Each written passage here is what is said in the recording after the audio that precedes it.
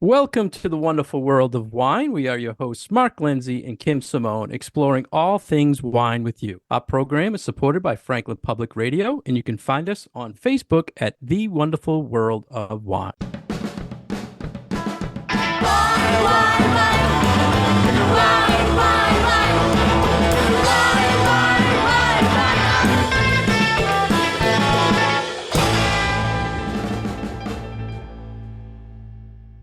Hello again, everybody, and welcome to the wonderful world of wine. Kim and I are here today to talk all things wine with you. How are you, Kim? I'm doing very well. How are you, Mark? I am doing really good, and we're Great. both excited today, Kim, because we have a very special guest. Kathy McCabe is here. Kathy, how are you today? I'm good. I'm good. I'm always happy to talk about Italy and wine. We're so happy to have you. And for our listeners who don't know Kathy McCabe, she is an Italian travel expert and the inspiration behind the PBS show Dream of Italy. Kathy also has a magazine and a podcast. And Kathy, I am such a huge fan, as well as Kim, and we are just excited to talk to you today. That's very sweet. Thank you. I'm excited to talk to you as well. Kim and I both are very into Italian wine, and I've been studying it for years, and I've never been to Italy, unlike Kim, who has Mark, been traveled to there. Italy, Mark? Well, I have not been there until I've watched your show for years. You take me there, Kathy, all the time. And I have to thank you for that, because reading and studying Italy and Italian wines, and then you bring me to these places that I've been looking at for years. So I want to thank you for that. And I was hoping you could start out by telling our listeners how you got inspired to start the whole Dream of Italy idea. Oh, that's always a good story. It was my family. I spent nearly every day of my young childhood with my grandparents. My parents both worked, and my grandparents' parents were both from Campania in southern Italy. And their parents were early immigrants. They came like in 1890 or so, and they were pretty Americanized, but they really epitomized, I think, just this warmth of Italy and the food. And my grandfather had an enormous garden that I helped him with. And it's a long story, but I'll make it short. And it's in one of the episodes that I did in season 2. My grandfather dreamed of seeing the town his father grew up in, called Castelvetere sul Calore. And the way his father had spoken of this place, it was like magical and mystical. And there's a Madonna that had given a miracle to my great grandfather, and it was his dream to see it, and a whole bunch of circumstances. Even he was very close by, and he was taken to the wrong town. And when I graduated from college, my mom wanted to take me on a trip, and we went to Italy, and we went to fulfill my grandfather's mission or dream. He was 93 and he lived in a nursing home. And we got there, and my mother said it was like Brigadoon. So it's in the mountains in Irpinia and Campania. A lot of Italian Americans are from there. And, the town came alive, and my mother's maiden name, which is Nargi, only comes from this town, and everyone looked like them, and it was beautiful. And my grandfather passed away like 36 hours later, knowing or not knowing. He didn't know we had found the town. Maybe he did. And I kept going back because I loved it. I worked in journalism, and I would go on my vacations to Italy. And then I decided to start a publication called Dream of Italy 22 years ago. So I never even thought when I started it that it was my grandfather's dream and then my dream, but it was. That is one of the most beautiful, I think, wine stories. And not the whole story about your grandfather and the town. And just what a lovely, lovely story. And that tying together of the generations and what the meaning through the generations and being able to find that. And that is such a typical story, I think, of Italian Americans, is going back and finding the town that your family was from. My parents and my grandparents did the exact same thing. And Mark, you've got wonderful stories of people in Franklin who've done various things. This is one of those stories of the Italian American experience. It's really beautiful to hear yours. Thank you. Yeah, it really was. It has been a place I've returned to, and it's been a thread through everything. I filmed an episode there with my mother. She had stage 4 cancer. My father came, and she passed away about 8 weeks after the episode came out. This place means so much to me. So, America's not so old. And this is the place, where my family were Norman invaders. So probably I don't know, 1,000 years they've been there. And it's very meaningful. Mm-hmm. Wow. That's one of the things that's so special, I feel, about your shows, Kathy. Your third season now coming out, or is out, and Kim and I were talking that the production this year, every year it's beautiful, but this year the production just seems amazing. The videos that you're showing, the places you're bringing us to, and I can't believe the guests. Over the past seasons, I mean, you've met Sting, and now season 3, you start out with Bocelli, Yeah. and he's singing to you, and I don't know how That was you didn't incredible. cry. I have to tell How you. did you not cry? That's I mean, so I was awesome. I crying. kind of did. You know, I also do all the business of the show. So I'm thinking back, there are 7 Bocelli songs in that one episode. Wow. I feel like he sang 3 or 4 to me, and then the others were from a concert he did. But I did Ave Maria because I actually told him, and it's the truth. I've lost both my parents, and a lot of things happened, and on some very down days, or just days I needed something, I would put Ave Maria, Andrea Bocelli into YouTube and listen to him. And so then he sang a little bit of it for me, and that it was incredible, because I'm like 2 feet from him, right there next to the piano. I feel just like the viewer would feel, in a little bit in awe. Although I'm not, I walk in and it's like treat them like they're any other person, really, and I think that's the beauty of it too. Mhm. But the moment is not missed. Just don't worry about that. Yeah, it's just so genuine, and you take us right into that room with you. And one of the things I thought, most of our listeners probably don't know this, but the family has their own winery. They I've do. sold it for years, and I didn't know the actual history behind it, but it's an amazing wine history with that family. They've been growing. This has been their land for a very long time. And I think that they were like, I don't know if you'd call them, I forget what you would call them, but sharecroppers, or then the land became theirs. So that episode, we go to several places in Tuscany that have really been a part of Andrea Bocelli's life. And so Laodico is his hometown, and his brother Alberto and nephew Alessio are really charming and lovely people. And they make the wine there. And there's also Officine Bocelli, like a restaurant, wine shop, museum that, anyone can go to and have lunch or dinner and try the wine. So I both was in the vineyards and in the wine shop too. You had learned a few things that I found interesting about Bocelli's trademarks or Yeah, so lineages. there's a really interesting story that's not in the episode for various reasons that we also don't have tons of time. But it's interesting for the show. I do some prep work, but I also don't want to know everything.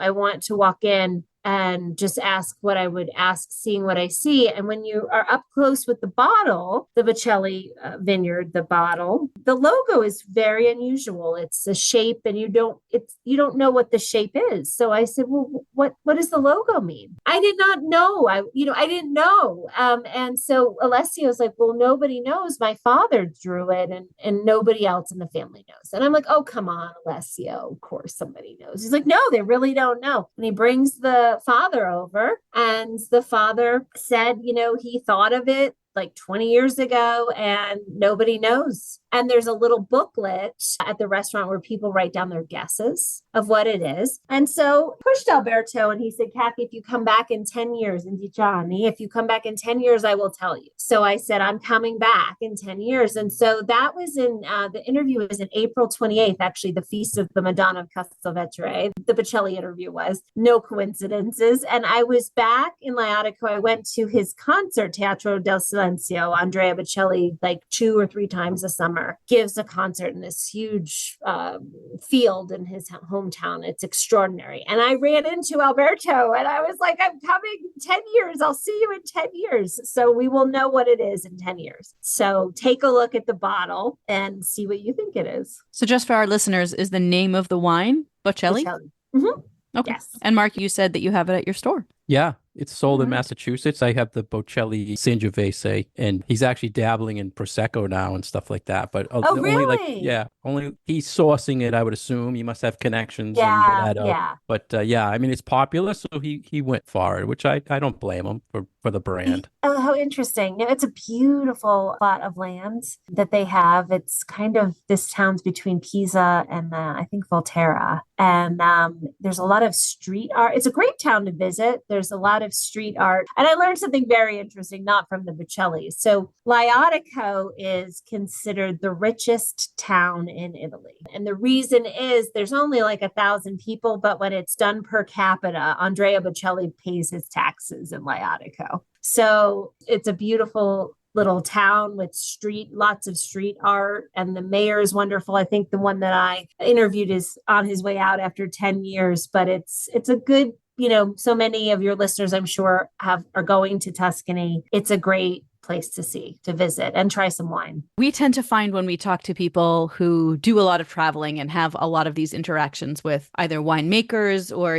people who are associated with these places or these brands that have big names that are known, all over the world. But when you get down to it and you meet the people, they're just people. Like all the rest of us. So it sounds like this was your experience with Andrea Bocelli. And I wonder, with all of your other travel through Italy, what were some of the other surprising situations that you found yourself in, maybe specifically related to food and wine or not, but with somebody that maybe you went into the conversation with being like, oh my goodness, like this person is a real big name. But then you sat down with them and you were like, they're just who I a regular love, person like me. You know who I love, and he makes his own wine, but not in Italy, is Francis Ford Coppola. I just adore this man, and he is such a character. And we're Italian immigrants. Yes, and his family were very into music and opera and musical engineering, and he comes from this family, and he did something similar to me. He went back to his ancestral hometown in his 20s. It's called Bernalda in Basilicata, and he fell in love and just enamored with this place and ended up buying a palazzo. He turned into a hotel. He has a hotel, the family Coppola, like he has a few hotels in addition to his fantastic California wine. But it was so fascinating. It was so incredible to meet him. He had his 100-year-old uncle and like 98-year-old aunt there, and I ended up interviewing them, and he left the next day, and I had drinks with them in the little bar of the hotel, and just a very normal family. But he's just a storyteller, and he reminded me of my grandfather and the way he would tell stories, and he's also can be very kind of blunt which I actually appreciate. And my mother, I only went for the interview. I used to travel a lot with my mom, and obviously she wouldn't come if I was filming, but I only went to do this interview. We were going to put it into an episode later, so she came with me, and he teased her. He asked her how she met my father, and she told this. It's another story, but all of a sudden, in the middle of the interview, he says something like, well, I didn't meet my husband in a bar like that lady over there. He liked to tease. Oh boy. He likes to tease. And my grandfather was like that. And he's someone I really hope to, later on, he had done a few years ago, we did a special that he was also included in, and he'd done some promos for me for PBS. And I really hope to meet him along the way again. I liked him for just being a person. I just enjoyed him. He's very intuitive. So it all made sense once I met him, how he could have this talent and this vision. And I think he got in the wine business, because the movie business it can be unpredictable, right? But there's something about wine, because a lot of the celebrities, or many of, I went to meet Sting and Trudy Styler, who are fantastic, and they have Il Pelagio, and they have a wine shop that's open to the public. And the other thing is that what's interesting, and I think a commonality, is wine is not easy to make, or wine can be complicated. The weather and all the factors. It doesn't matter how much money you have. It matters, but you're still at the mercy of Mother Nature. Yeah, at the end of the day, it's still agriculture, and you have to deal with whatever is being thrown at you. Yeah, absolutely. And you have to have the skill to be able to manage whatever's going on. Yeah, and it's interesting that people who could do anything, right? Anything with their money. And this was one of the questions I asked Sting. I was like, you could have a house anywhere in the world. You could be anywhere, why Italy? The same question, a similar question, why wine would apply. And I think it's that challenge too, the challenge of it. The challenge. And it's also, and Mark and I talk about this on our show all the time, that there's still always this romance associated with wine, regardless of how you are involved in it. And even for old fogies like ourselves that have been doing it for, decades and decades, we still find that magic. And there's still something about it that just like you can get all, your face will just light up when you talk about a wine that you love or a place that you visited. So yeah, it is one of those things that just, it has that effect on people. It's all about the really story. Even if you're famous. Yeah. Yeah, so let's talk a little bit more about season 3. You had gone to Romagna and you met Chef Massimo, and pizza. It was the big topic. And you also got to ride in some very nice cars, which I was very jealous. Can you tell a little bit about the experience with the chef? You were jealous of the cars and I was jealous of the pizza. Yeah.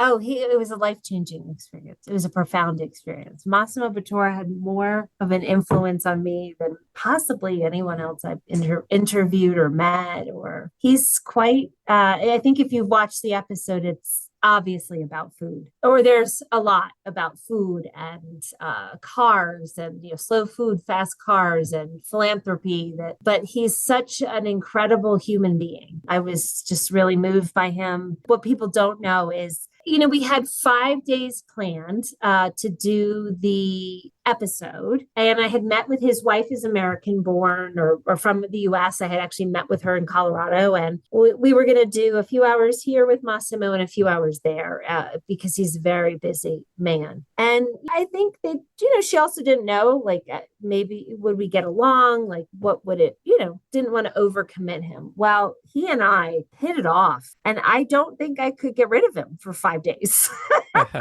And you ended up doing 2 shows. I wouldn't want to. We just really, as people, hit it off. And we still are in touch. We still stay in touch a little bit. I've been back to Modena, and we had so much footage that we made 2 episodes out of it. And he talks about dreams, and he talks about going for the money versus going for the dream, and how his mother, I'm not even saying it eloquently, the way it was probably my favorite moment, if there is a moment, top 3 that I've ever filmed.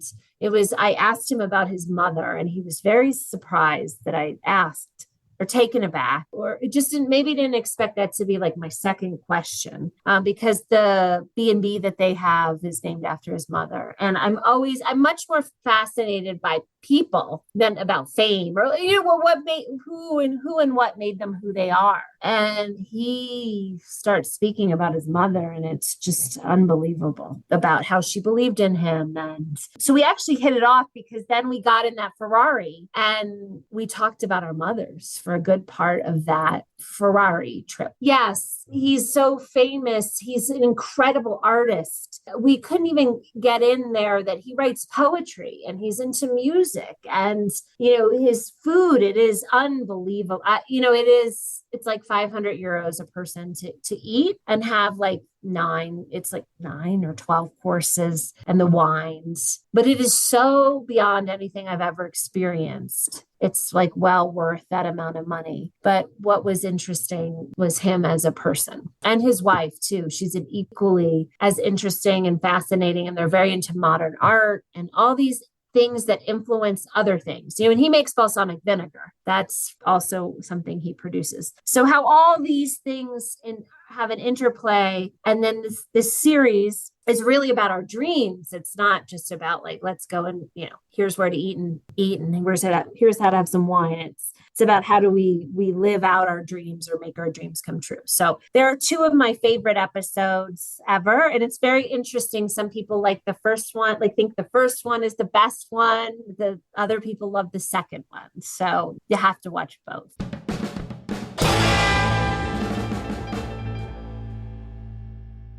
You're listening to The Wonderful World of Wine, and we are your hosts, Mark and Kim. You can find more information about Mark at his website, franklinliquors.com, and more information about myself at commonwealthwineschool.com. We are supported by Franklin Public Radio, and today as our special guest, we have Kathy McCabe from Dream of Italy, and you can find more information about her show at dreamofitaly.com. Hi, everyone. Welcome back for The Wonderful World of Wine. We are here today with Kathy McCabe of dreamofitaly.com, and she has a show on PBS and a podcast and publications and all sorts of wonderful things. And we have been talking about some of her travels and some of her episodes that were based in Italy. So she has 3 seasons of her Dream of Italy show. And we were just talking about some of the famous people that she has bumped into and has spent some time with, and talking a little bit about folks that are Americans but have Italian heritage. And we often talk about food and wine as being parts of the Italian American experience, that you really can't have one without the other. So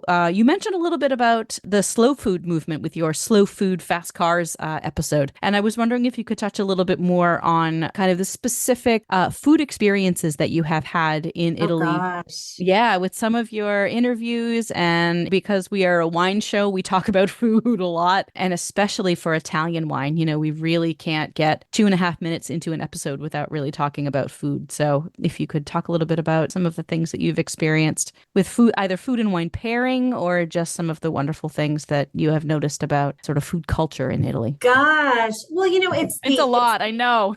Well, no, it's the most ever-present topic from the morning, because I work with a lot of Italian, a lot of the crew is Italian, or most of them, sometimes all of them, sometimes a mix of Italians. And it is I had to get used to it, because you only sometimes have so much time. You only have so much time in the day. If it's during the fall, it's like less sunlight to film. But my God, that lunch is sacred. Like, I'll sit down lunch, and where are we going for lunch, and where are we going for dinner? And, was the ragu better here, or the ragu better there? It is the topic of conversation throughout the day for every Italian. It's so central to everyday life. So much of what I've learned about Italian food is, simple. It's like cucina povera, the poor person's cooking, and it's about the quality of the ingredients. You might just have 4 or 3, but the quality needs to be the very best. And, there are so many influences throughout Italy, and people who have invaded, and food is different, even 5 miles, 10 miles apart. So there are some universal, of course, dishes, but it really varies from region to region. So you can have, you've got risotto in the north, but then they would make with that rice in Sicily, there would be arancini, the rice balls, and think about the Dolomite and like the cheese like type fondue, and then of course in Modena, the tortellini. The best tortellini I have had in my life was Massimo Bottura's tortellini. His son has autism, and they founded a nonprofit called Tortellante, teaching young people with autism how to make tortellini, and it is bananas amazing. And he makes it with a 36-month aged Parmigiano Reggiano sauce. It's like a religious experience. And I'm sorry to Bologna, where I've also filmed the tortellini, and is their claim to fame. And that's the other thing they all fight about, where the best is. So obviously we always do a cooking lesson of some sort. There's at least one culinary, there's usually more. In every episode, one culinary experience. So food is just so completely fundamental to the Italian experience, for sure. I have so many questions, Kathy. Season 1, 2, whatever. I've been watching. Fire away. I want to focus on season 3. Lately, you really have been focusing on highlighting people who have moved to Italy and relocated from the U.S. You came out with a publication, a special show on it. And then season 3, you actually followed a few people around. As Kim was saying earlier in the show, a lot of people in our area are from Italy.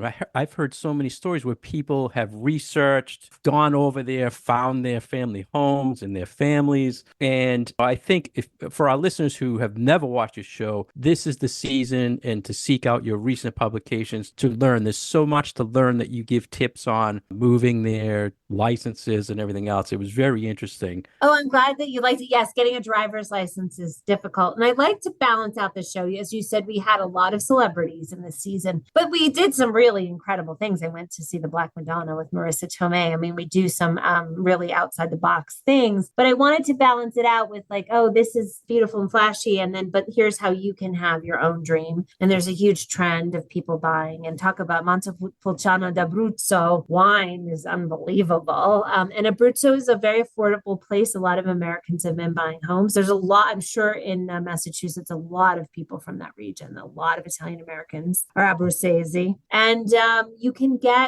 it's not get, you're actually claiming, you're recognizing your Italian citizenship. If you have a certain, your grandparents or parents or great grandparents were still Italian when the next line was born, even if it was in the United States. So that's how a lot of people are getting dual citizenship or having their Italian citizenship recognized, which I am doing, but I am like the worst because I tell people how to do it. And then I like sat on my paperwork for like a couple of years. So I'm going.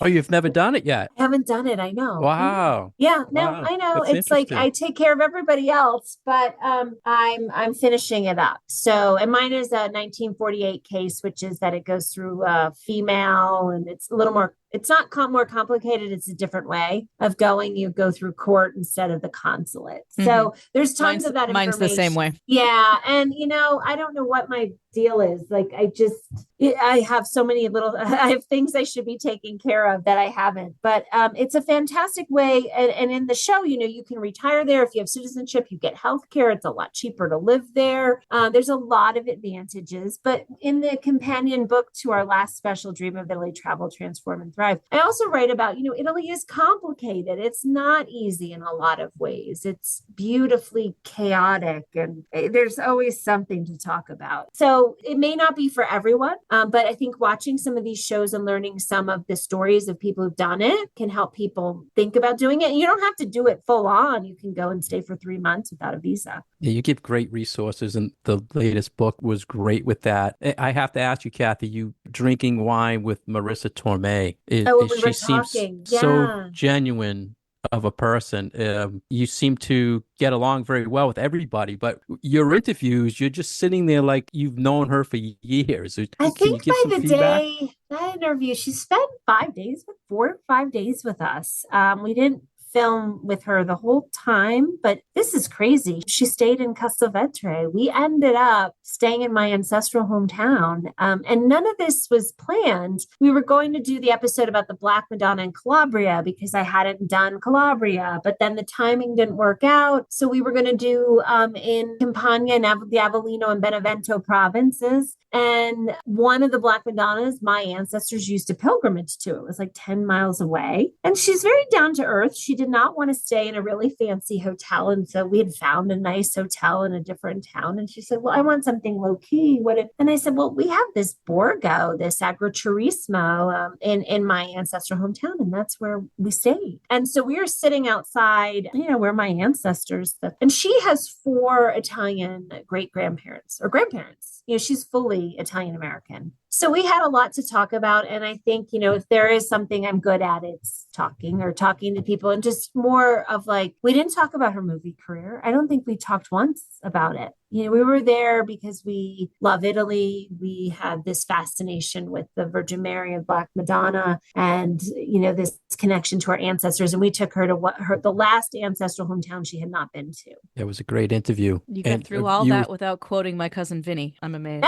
But you can imagine when you're famous and people know you for like one thing. Yeah. Or, you're so famous for this one thing. It's interesting. Maybe my show also appeals to these other interests or these other facets of these people. I think that's wonderful. And it kind of comes back to the whole, these are just regular old people. We're at the heart, we're all humans, and we're all just normal people, regardless of what our job is and what we do. And whether you're a winemaker or you're an actor or you have a wine show. Yes, I know. It's incredible. We're all very blessed. So, Kathy, you have a new adventure coming up, Dream of Europe, which is going to be released this fall. And I learned something about you, that you also speak fluent French. Is that true? I don't know about that. I did. Oh, you used to. French. Yeah. Oh, yeah.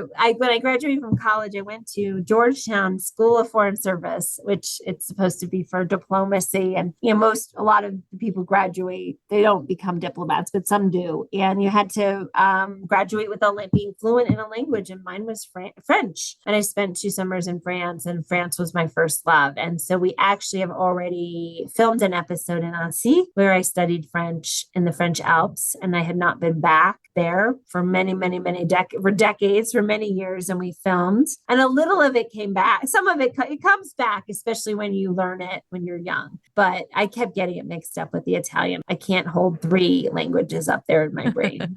I don't know how you could work in. I mean, you have so much content from Italy. Now you're working this in. Your schedule's gonna be crazy now. I'm leaving tomorrow for the next 2 episodes, and I'm sitting here in my home where it looks like a bomb went off with like all the clothes and the shoes and it's a little much even for me, but it's the joy exciting. of travel. The joy of travel. Right. It's getting out of your house. It's the really hard part. Kim and I were we're not trying to, we definitely have a ton of wine things we wanted to ask you, but one of the things we joked about was one of the more common things people always say to us in wine classes is that they've gone to Italy. The whole time they were there, they were drinking wine and they never got a headache. And they always ask, why is that? And my response is always, well, you're in Italy and you're on vacation. and a lot of people think it's the wine is just so much cleaner over there, but I think it's just the whole lifestyle they're seeing in the experience. Oh, you could get that me feedback? going on that. No, Yeah, it's very, there's an interesting guy named Dave Asprey I've followed, and he did a little video the other day about how when you gain weight in America, it's inflammation. Like you're not gaining fat, you're not gaining pounds of fat in a week, you're gaining inflammation. And that when you go to Europe, you're not as inflamed. And a lot of it is, they're very stringent about genetically modified foods. And you will see a sign for a town and it says non-genetically modified or something, we don't do that here kind of thing. So the food is a lot purer, and the wine, I'm sure they do use pesticides, but not like we do. And it's a lot of people, including me, feel a lot better there. So there is something to it. There really is. It's interesting. Maybe it's also, I mean, the combination of the food and the wine and the air and also. Yeah. Yeah. It depends where you are, but I went to this Monteverdi, who is one of our sponsors. It's a beautiful hotel in the Val d'Orcia. And I went last April, and I live in Colorado, but I live in Denver. We have like horrible ozone in the summer, but the air, it was like the best air I've ever, breathed in. It's the trees and that valley, and there's very few cars, and you can get some really pure air in some spots in Italy. And I felt so good. We always try to give some wine tips and hoping you can shed some light when people are visiting Italy. Do you have any tips for visiting the vineyards, or when people go to a winery, should they be sending stuff home, or is that kind of a trick in the Italian wineries? I don't know if it's it's a great, they're in business and they want to make some money, but I think it's a wonderful reminder of your trip, right? What better, than a souvenir possible. Yeah. Yeah. And I think people really enjoy that. And you can't carry wine, you used to be able to maybe carry a bottle or two, and you really can't, or without much risk to breaking it. And the olive oil is also incredible. And my friend, Frances Mays, who wrote Under the Tuscan Sun, she has this great tip, and we did a special together, but she has this great tip to go into the Enoteca or the wine shop, anywhere you go, and ask them where they would go to dinner or go to lunch, like to ask the wine guys, sort of like, where should we go? And I think also to order the house wine. I mean, it's amazing. This is going to sound horrible, but sometimes when I'm working and filming, for a little bit of a pick-me-up, I'll drink Diet Coke. Well, the wine is cheaper than the Diet Coke. It's like so cheap just to better drink for wine. you too. Yeah, much better for you. But there's always a story. And I also, take the tour, not just do the wine tasting, take the tour, have the full experience, have the lunch. I remember we went to Verrazzano years ago. I went with my mom, and it was just meaningful, pick out something that has some meaning. I lived in New Jersey. There's the Verrazzano Bridge. And so it's interesting to pick a place that might have a connection to you or your family, or even to go to Sting's. I mean, his wine is phenomenal, Il Pelagio, and to go to the wine shop and, to find a connection to something to make it more meaningful.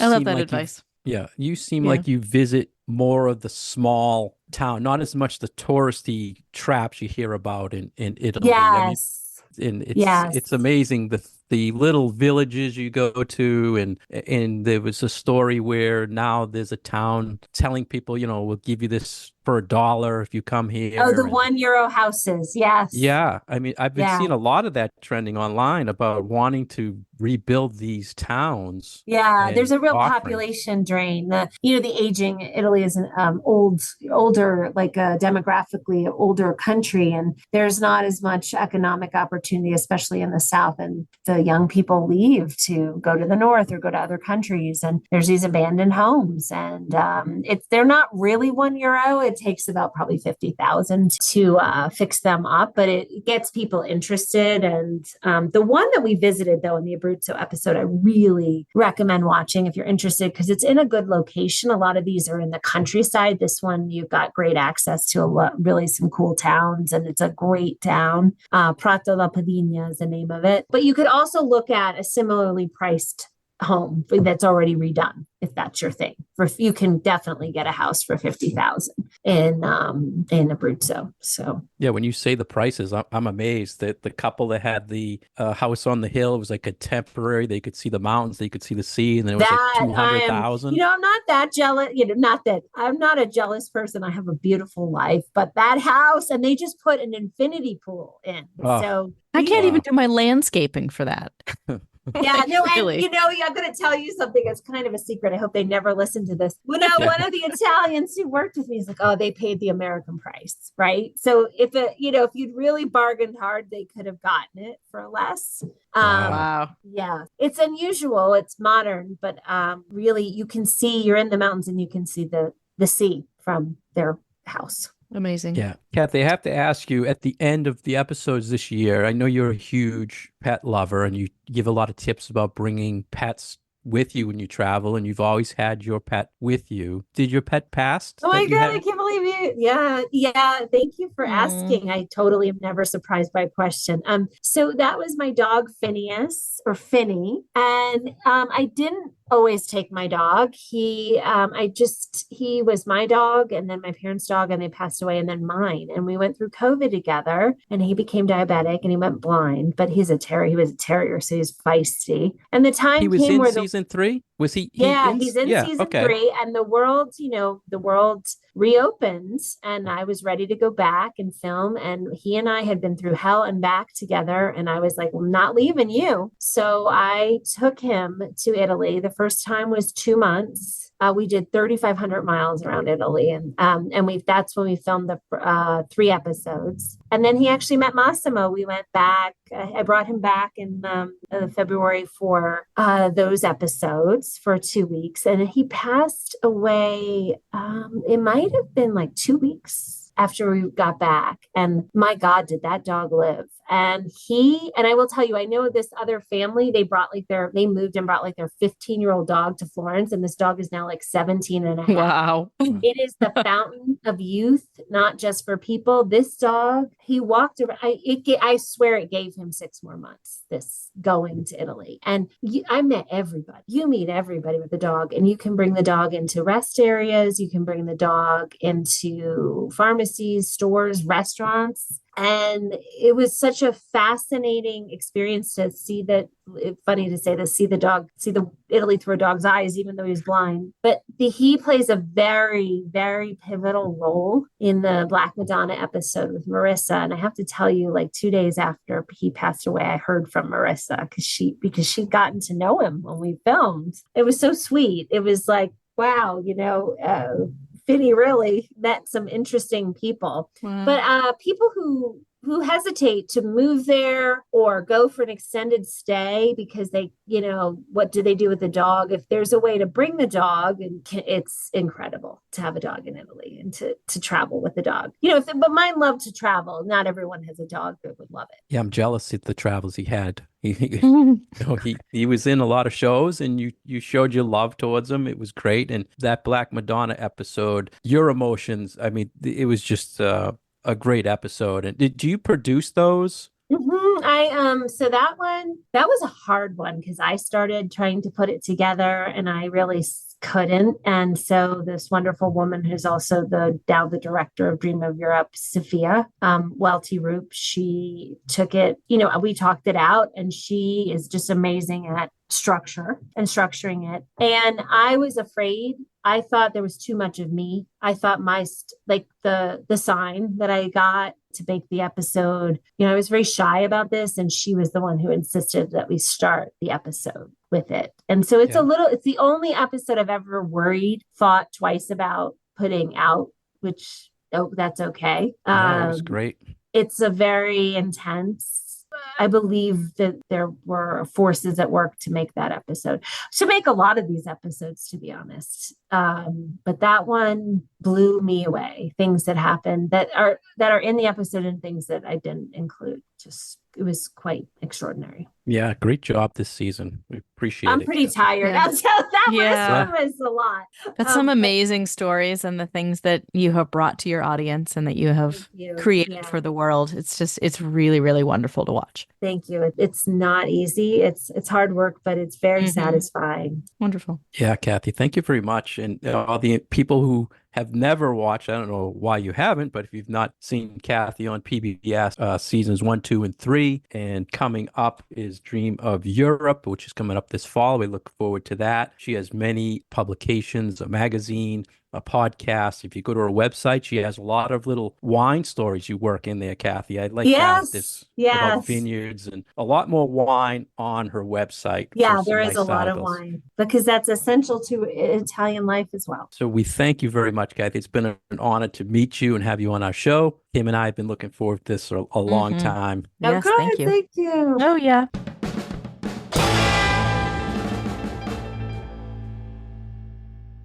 Thank you for joining us today on The Wonderful World of Wine. We've been your hosts, Mark Lindsay and Kim Simone, exploring all things wine with you. Today, our special guest has been Kathy McCabe. She's of Dream of Italy. You can find her on dreamofitaly.com. For more information about Kim, please go to her website at commonwealthwineschool.com. For more information about myself, please go to franklinliquors.com. Our program is supported by Franklin Public Radio. You can find our past episodes on SoundCloud. Cheers. Cheers. Wine, wine, wine.